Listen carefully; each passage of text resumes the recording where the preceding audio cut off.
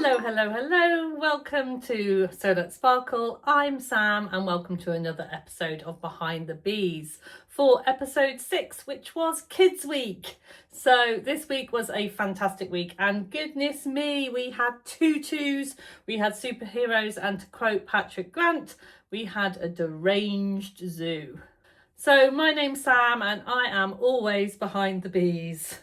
So I'm just letting you know that this will always be a positive space for you, me and the bees and everything about Sewing Bee. I'm going to be talking about episode 6, which is Kids Week. If you haven't watched it yet, don't let me spoil it for you. Off you pop, go and watch it, come back. If you don't get a chance to watch it and you're watching it through me, welcome, and I hope I can do you justice in today's episode. So I have my trusty notebook and I'll just be chatting to you about things that I've noticed, what I noticed through the episode, what I noticed about the contestants and what I noticed about the challenges. I'll go through all 3 challenges with you. You'll get Baby Sparkle's thoughts as well at the end and some fantastic stop motion that he prepares for me every week and I am very grateful. So thank you very much, Joe. And if you enjoy our weekly Behind the Bees chats, do hit the subscribe button and don't forget to give us a like on your way out. We're over halfway through the series now and I'd love to have you for the rest of it. So I'm going to get straight on with challenge 1, which is the pattern challenge. And I think this one should be entitled Wrestling with Tutus. So if at the beginning of watching this, if at the very beginning watching Sewing Bee, I may have been thinking, oh, tutus, I might quite like to make a tutu. At the end of it, I definitely wasn't thinking that. But yeah, I thought it was a fantastic challenge. I think now we're on episode 6, we're way past halfway through, and it's time to up the ante with the pattern challenges. I find that they do that format throughout the series, and it was nice to see something that the sewists could really get their teeth into, as it were, and they really did. And I think all of them kind of admitted it was definitely one of the hardest pattern challenges that they've done so far. And it was really tricky because basically you're talking about working with spandex and kind of very rough and heavy stiff tulle so that you get that kind of tutu effect. So they were making a little children's leotard with fold over elastic for the straps. They had to use twin needling techniques. I love the fact that they use twin needling. I love to use twin needling, and it's not something you see a lot on the Sewing Bee because obviously it's a different process, it's a different setup, it takes time, and they don't often allow for those kinds of techniques. So I did notice that they had 4 hours for this challenge, which I think is the pattern challenge. They sometimes have less than that. 4 hours is, I think, is a nice amount of time. Clearly it would be better if they had all day, but it is a competition. They had to gather their tulle with fishing line. Now my lovely friends Catherine and Rachel, they always do theirs with dental floss, forgot what it was called, Minty Fresh. So they get Minty Fresh gathering stitches, and I've seen it done with dental floss. I've never seen it done with fishing line. I should imagine that if you know, because the tulle is kind of stiff and a bit, and I've worked with tulle before and it can be kind of quite scratchy and you can almost cut yourself on it. So using just a thread, they need to use something tough to gather, so they were using that. And yeah, and I thought it was a fantastic challenge, but definitely a challenge for all of them, which was nice to see because that kind of puts them then on a level playing field. If it's a challenge for everyone, then it's a proper challenge. I really enjoyed it. So Emma went for her standard colours of pink and turquoise. She loves a bit of a contrasting mix and match. She did really well. I've always, when I've been watching Emma throughout the series, she always just seems like she's got everything under control. You know, she gets a pattern challenge. Yes, I've got this. I have to say, watching her in the pattern challenge, did see a few more kind of like frowny lines, as if she was this was definitely more of a challenge. And I really love it when you see the contestants challenged, because it means that, you know, this is a proper competition now. Patrick actually did mention that the competition is very kind of split between the kind of ones that are very much at the top, and then everyone else is very, very close. So it was, yeah, it was really, really interesting. So Emma did really well, but she did. So basically, part of the challenge was to get the tulle skirt, the tutu part of it, in the middle between. So you had like a knicker section and then the leotard top section, which is a cute little bodice with a little pleated bit in the middle. Hopefully you're seeing photographs. And then the tulle goes through the middle, and to make it kind of have the tutu, easy for you to say, Sam, tutu effect, then they had to have one going in one way and one going the other way, so the one would push the other one up, so you kind of get that tutu effect. And unfortunately Emma got hers upside down, but to be honest, the way they had to wrestle them through the machine, I'm surprised that any of them got them in. It was outstanding. I loved Heather's choice of fabric. She was the only person that didn't really go, oh no, she wasn't the only person. She was one of the people that didn't go for a plain fabric. She had like wriggles and then a royal blue, and it did look really lovely. I liked Heather's. Adele's, she was making it for her daughter in the hope that her daughter would like dancing at some point, because at the moment she loves rugby. Go Adele's daughter. I loved Beth's. Beth kind of went for the kind of disco. She did make a comment about there being enough pink and girly kind of tutus in the world. She wanted to do something a little bit different. It was a bit more disco, a bit more street, and it was like black and it had rainbow stars on. It would have been the one that Mini Sam would have chosen for sure. And I have got a quote here. Patrick said it was almost perfect, which is high praise. Minnie went down the classic route, and I think she sewed her seam either the wrong way or on the wrong side. It was just so difficult when they had all of this kind of fabric under the machine, and you could see them all kind of leaning over because they couldn't see what they were doing. I've made a few things that are a bit like that, and when you've got a big skirt and then a teeny bodice and everything's inside, then you've got to get it under your machine. I mean, they are lucky in the fact that the machines that they use have quite a wide throat on them. I'd really struggled to get it through mine. Mine's got a much smaller throat. Anna, I love how the judges always, they always kind of check Anna on her colour choices. They're never sure about Anna's colour choices, but she makes great choices. She just loves really high contrast, and for some people, when they see them when it's not finished, they kind of go, ooh, is that going to work? But it absolutely did. She had a lovely burgundy and lilac tutu piece, outfit, whatever you want to call it, costume.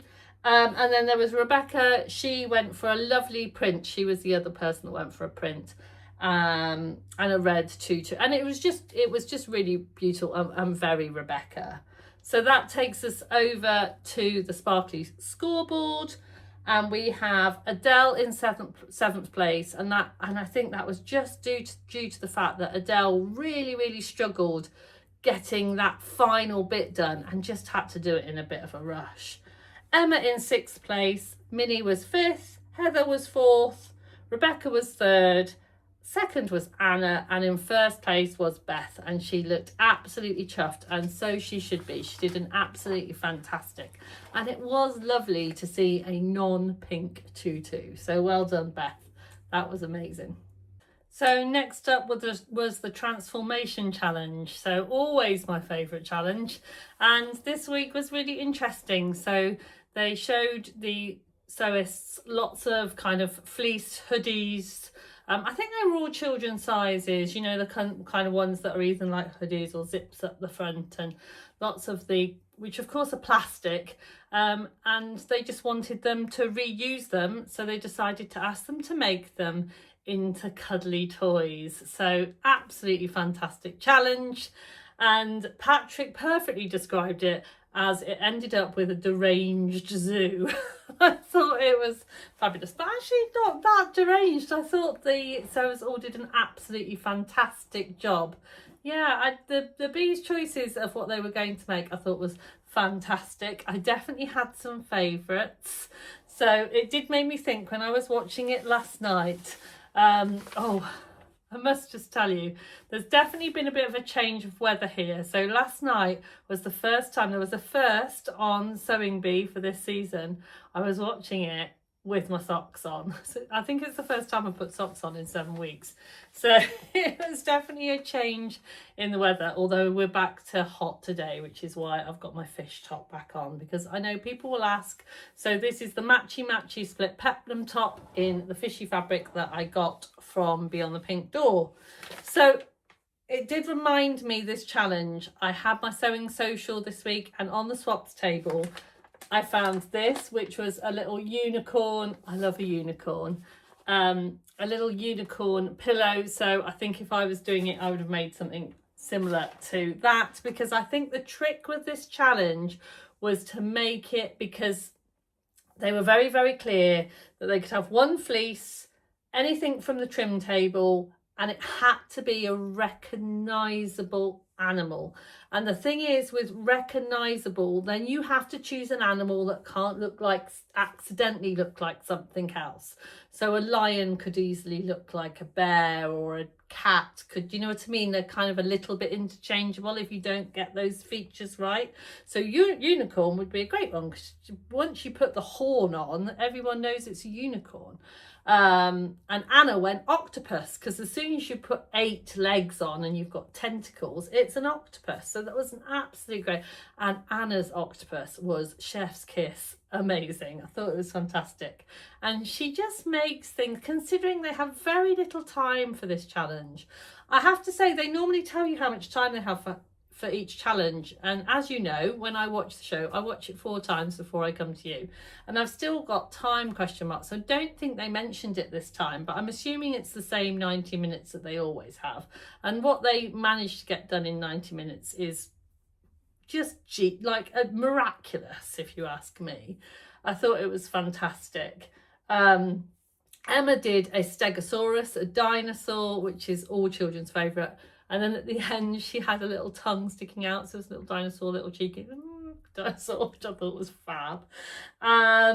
Minnie did a teddy. I thought the way that she did the teddy was fantastic, because she jointed the teddy with buttons.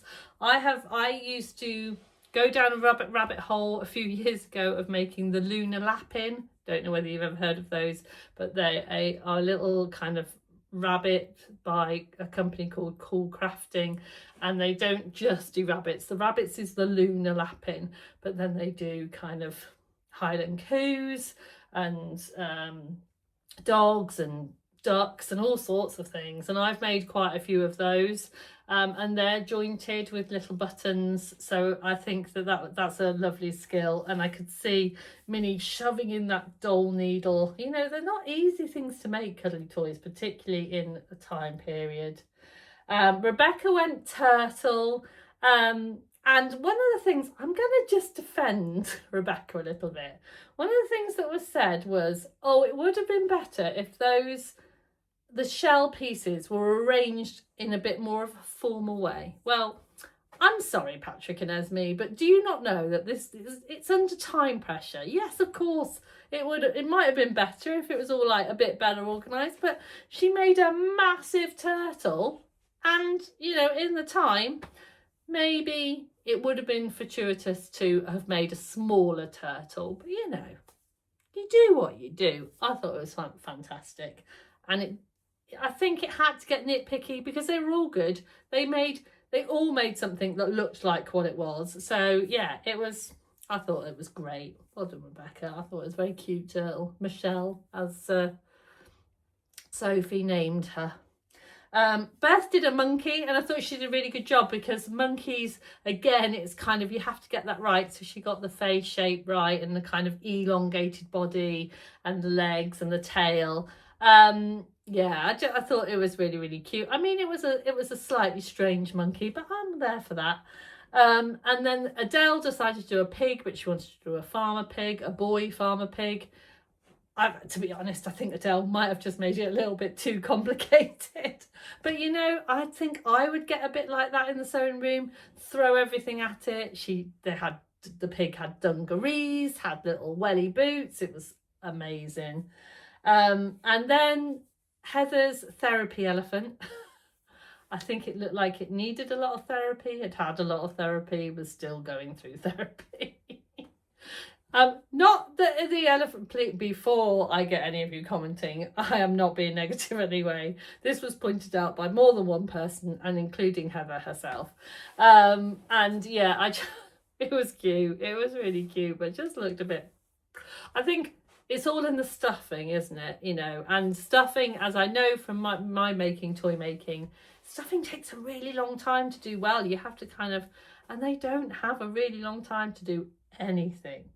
So yeah, that was great. So over to the Sparkly scoreboard, and then there was Rebecca in 7th place with Michelle the turtle, Heather in 6th with her lovely elephant, Minnie was 5th with her teddy bear, Adele 4th with Mr. Pig, and Beth was 3rd with the mischievous monkey, and 2nd was Emma with her sleepy dino, and then 1st was Anna with her wonderful octopus.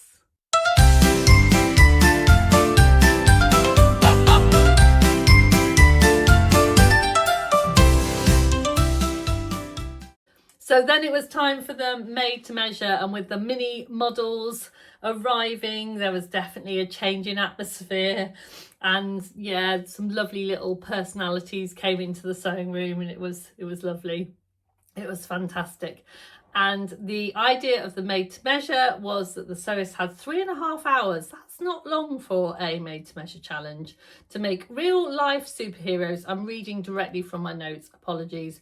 Real life superheroes, original names and original superpowers for super duper 9-year-olds. So that was the brief, and obviously it's made to measure, so it has to fit.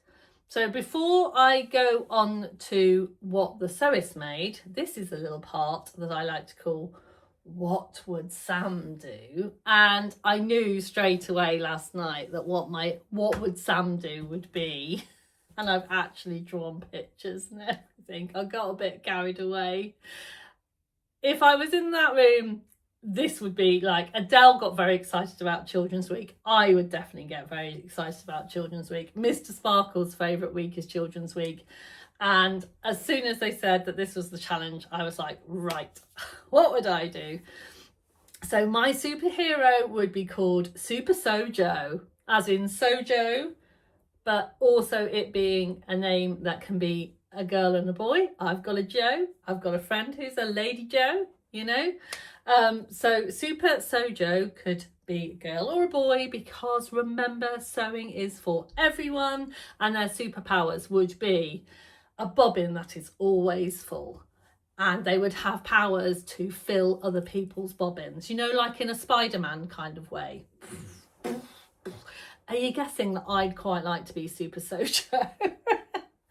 Needles that never break, so you know, kind of no breakage is there, no breakage allowed. They, you know, yeah, an overlocker that they can thread with their eyes. They've got like super laser beams, like Spider-Man laser beam eyes that would literally go and thread the overlocker. I have thought about this too much. And then Super Sojo will of course have an endless supply of creative energy. It can just be like made up, and basically this is created by the stars. It had like it'll have a button sunburst on the back of their cape and lots of stars, and then there'd be like solar energy powered, so whenever they were like in the sun or in the lunar moonlight, then that would restore their creative energy. That would be mine. Oh, and don't forget the utility belt. All superheroes need to have a utility belt, and they would have a utility belt with all of like the sewing tools that you would possibly need. And then the little diamond motif would be an extra full bobbin with an S on before sew and Sam, because I actually want to be Super Sojo. Right, that's enough about me. Rebecca. So Rebecca, I loved Rebecca's. Rebecca's was called the Treble Maker. And so as soon as Rebecca started talking about hers, I just went straight to Pitch Perfect. So if you haven't seen Pitch Perfect, go and see it. Go watch it. It's a fantastic movie. It's my go-to. It's quite often, if the kids come over on a Sunday afternoon and we don't know what to watch, we quite often watch that. We all like a musical in this house. Mr. Sparkles loves Legally Blonde, the musical. It's his absolute favourite musical, something you didn't need to know. But we're all very into musicals, and Rebecca's kind of superhero, the idea is that her kind of superpower would be that she would make people burst into song and kind of be very musical. I just thought it was just a fantastic concept. And then her superhero had like a knife pleated skirt with the keys, kind of put the piano keys put inside. She had the treble clef on her little diamond motif. Cape, yeah, her little girl was just enjoying life, you know, kind of spinning around and playing her keys and just having the most fun. I thought it was lovely. Rebecca seemed really into it, and as well, I think that this is the thing, I love people's passion. It's the reason why I'm behind the bees. So if someone can tell me why they're really, really passionate about it, then I'm there for it, and I will forgive, you know, kind of anything. But it has to be said, Rebecca's was a fantastic idea. It also fit really, really well and was made absolutely fantastically. So I really, really loved Rebecca's idea. It was just fantastic. So Beth went for a superhero called Elektra. Sounds like a gladiator, doesn't it? Elektra. Is it a gladiator? Don't know. Anywho, so her superpower is to be able to create energy. And I think she said at the beginning something about creating energy or taking energy away. I'm not sure about that, Beth. We all should give energy. But maybe, like, you know, if there was bad energy, that would be great, wouldn't it? So hers was much more of a streetwear look. I love the way that Beth took in all of her makes this week about them being wearable, because it's all very well, she's very kind of sustainably minded, and I thought that was really important. So yes, it was definitely a superhero, little bit costumey, but also very streetwear. You could have worn it just, you know, a little. If I saw a kid in the street wearing that, I wouldn't think, oh, that is necessarily a costume. I'd think it was really cool. So she had Elektra with like the lightning flashes on the front, on the sides, you know, it had been very well designed. There was a lovely little quilted gilet. Yeah, I'm talking about quilted jackets in 3.5 hours with all of the other kind of applique and embellishments that they had to do. I think they did really well. Beth's was fantastic. Her little girl also looked pleased to be in the outfit, which is always a good sign, I find. Then there was Heather. So Heather did a shapeshifter. I'm going to be really honest. It took me until the very end of the show for me to understand what Heather's concept was. It wasn't, I'm not saying it wasn't, once the costume was there, it started to come together. But the way that they were kind of explaining it through the show confused me. So that's probably Patrick and Sophie and Esme's fault, not Heather's fault. But you know, it was just, I didn't really understand it. And then as she started adding things and we could see the end result. So hers had butterfly wings, it had a dolphin fin, it had I think it was monkey tail and leopard feet. And so the idea is that the superhero had the collective powers of all of the animals and could like change through the powers that they needed from the animal powers. Yeah, that was kind of it. Heather said herself she didn't have time to finish it, and Patrick suggested that it did need some kind of hat or hood, and I do think that you know, it needed something like that. And also, for my mind, to help me understand what it was, it needed something on the front. It needed something like that brought all of the different animals together. Maybe it was like some kind of like morphed animal that kind of gave it that way. But it was fantastic. It would, for me, you know, I always want more. Give me more.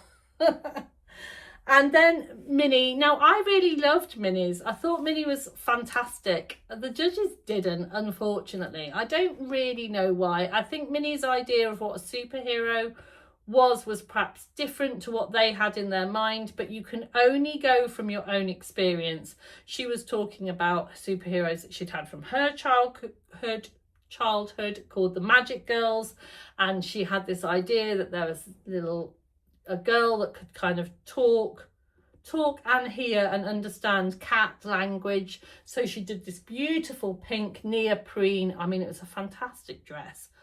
I mean, my daughter at that age would have loved that dress. She'd have been spinning around all over the place, having the best time with her cat ears on. But I think one of the things that they'd said, that Minnie had done a cat cut out in the neoprene, and because the neoprene is so bouncy, it wasn't really a sharp cut cat, so it was a bit unclear on what it was. So yeah, I mean, that is true. Was it a great dress? Was it a great outfit? Had Minnie sewn it beautifully? Yes.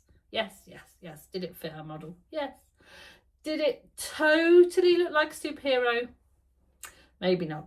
So yeah, that's a tricky one. Anna's.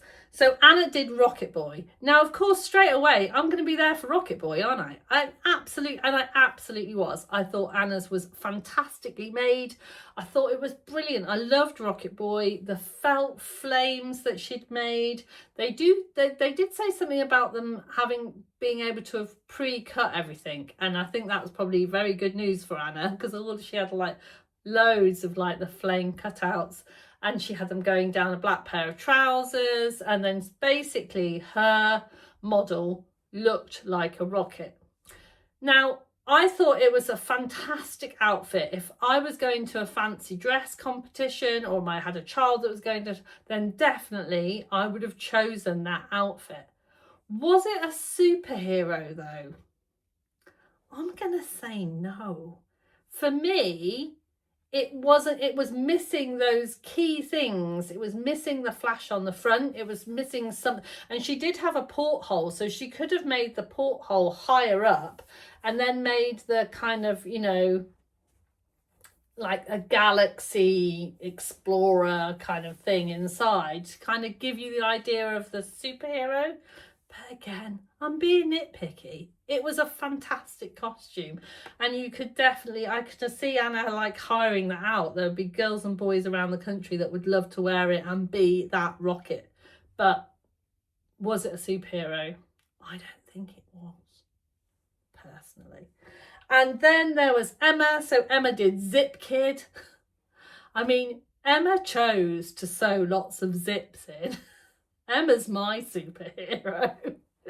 So the idea is that the person can zip through kind of other dimensions with the force of the zip. So it was a lovely kind of shaped costume with lots and lots of zips, and then she'd actually put inside the zip, so when you opened it you could see a different dimension, be it space or woodland or the town or something else. Fantastic idea.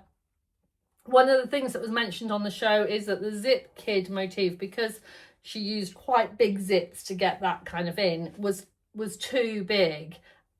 And it would have been better to have like a smaller motif and then the zips all the way around.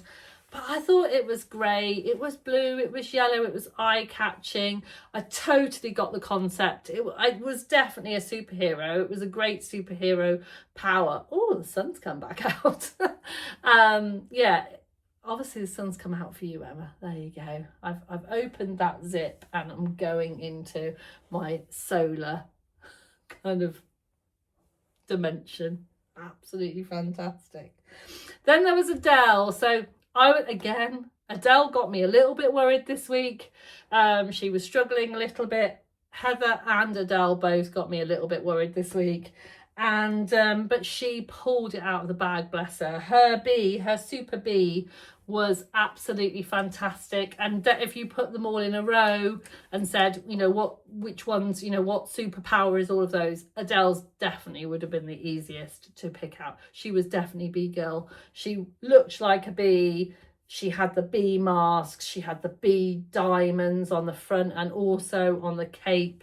She had the little zappy bee stinger things. It was fantastic. I think they called them Sting Buster Power. Her model was loving it. It was great. It was fantastic. And I love the fact that it came with a little story that Adele's daughter had been stung by a bee. Now, I've been stung by a bee. I was stung by a bee when I was very young in my mouth. It really was not a pleasant experience, and it can kind of cause quite a lot of trauma to children. So the fact that Adele's family now joke with her that she's got these special bee powers, I'm sure was a really good way of making her feel good about herself. So yeah, I'm going to pretend that I've got special bee powers too. Maybe I have. I'm always buzzing around. So it was time for the judges to decide. But before I tell you that, let's find out what Baby Sparkles thought of this week's episode, Kids Week. Hi everyone, it's Baby Sparkle here for another recap on Sewing Bee. I was a big fan of this episode. It was the Kids Week. I think Kids Week is always fun because, especially in the Made to Measure challenges, the kids are clearly just loving the outfits and having a good time. And I think that's like the best way to decide who's his best. And I think Garment of the Week this week very much was that. It was the person who was just having the best time. The kid that was just having the best time. With this week, I enjoyed the transformation challenge. I thought the pattern challenge was difficult, much like all of the contestants did. So I didn't find it was an easy thing to, as a viewer, to judge, because they just all look like tutus to me. They all look quite good.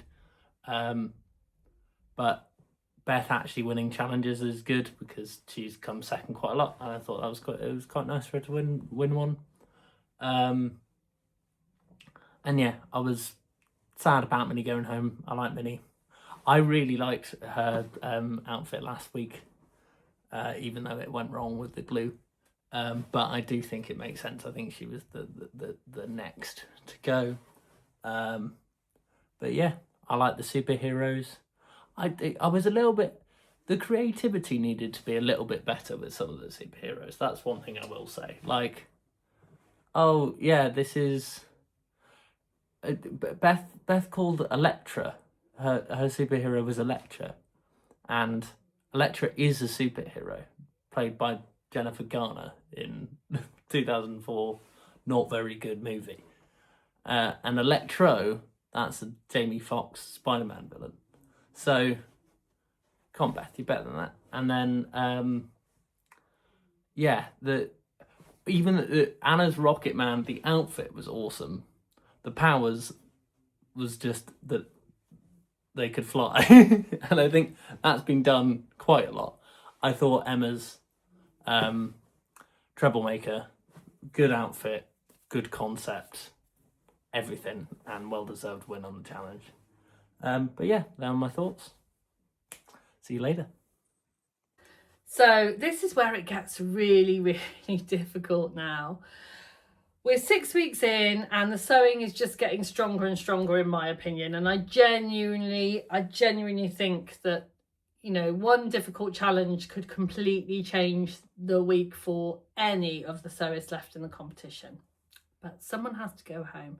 Someone has to get Garment of the Week. So this week, Garment of the Week goes to the lovely Rebecca for her treble maker, and she was delighted. And sadly, the person going home was Minnie. Oh, Minnie.